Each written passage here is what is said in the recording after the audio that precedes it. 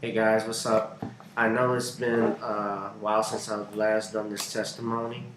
Um, this is again for my book, Katrina, Eyes Have Not Seen, Ears Have Not Heard. Can y'all all see me?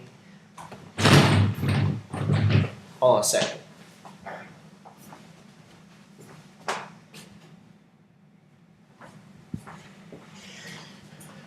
Okay. I'm back. Uh, this is just the introduction I'm going to do because I wanted to share this with you because this is going to be a very long interview and I want you to hear this.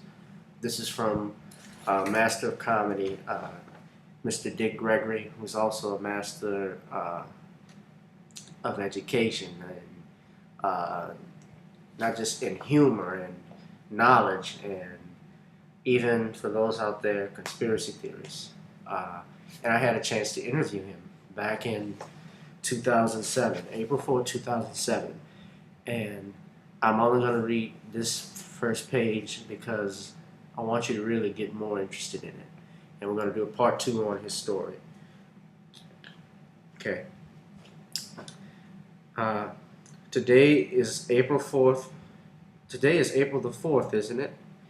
Oh yeah, it's April the 4th. How could I forget that day? A couple of hours, King was killed. Yeah, I just thought about that. Yep, April 4th, 2007, and I'm interviewing a legend in his own right, Mr. Dick Gregory. Thank you, sir, for joining me today. My pleasure, brother. Just to touch on that dark April 4th day, everyone who was alive would remember. Where were you when that happened?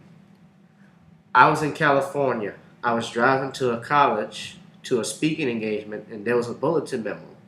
We didn't have the type of news service that we have now. There was no 24-hour station. There was no cable. They said, bulletin, bulletin. Martin Luther King Jr. has been shot in Memphis by a white man. No further information was given. I pulled the car over and said, oh, something is wrong. How you didn't know if it wasn't a light complexion man? If that's all the information you had, why are you passing around saying Martin Luther King Jr. was dead? At that point, they didn't know he was dead by a white man unless you are using that to start riots all over the country. I've always thought that King was killed to create the type of riots so that they could create martial law. For some reason, the majority of the people, black and white, were so taken back around the world that it didn't tip off what they wanted to tip off. They would have had some, and then the government would have promoted some of the others.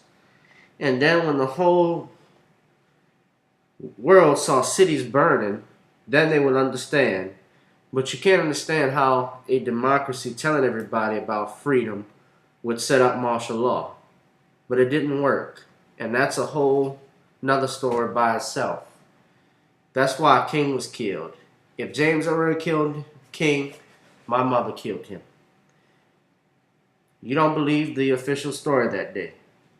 No, I don't say. I know what happened. I'm going to stop it right there, but this is Dick Gregory giving his take on the Dr. King's assassination, and it's also part of, and he says some interesting stuff. For those of you who don't know about Dr. Dick Gregory and his relationship with a lot of the conspiracy theories that have happened, and the conspiracies, I should say, that have happened in the last 40 years, he was there.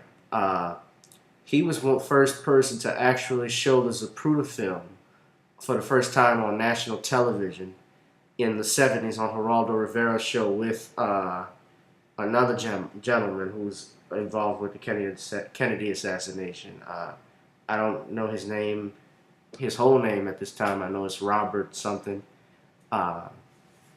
But I remember seeing that video. Though I look like I'm not from the 70s, I'm not. I'm an 80s baby. But he touched on something interesting about the martial law. And I kind of feel the same exact way with regards to Katrina and what happened. We'll talk more about it in part 2. And just stay in touch and keep watching. I'll be posting that video sometime today. Thank y'all.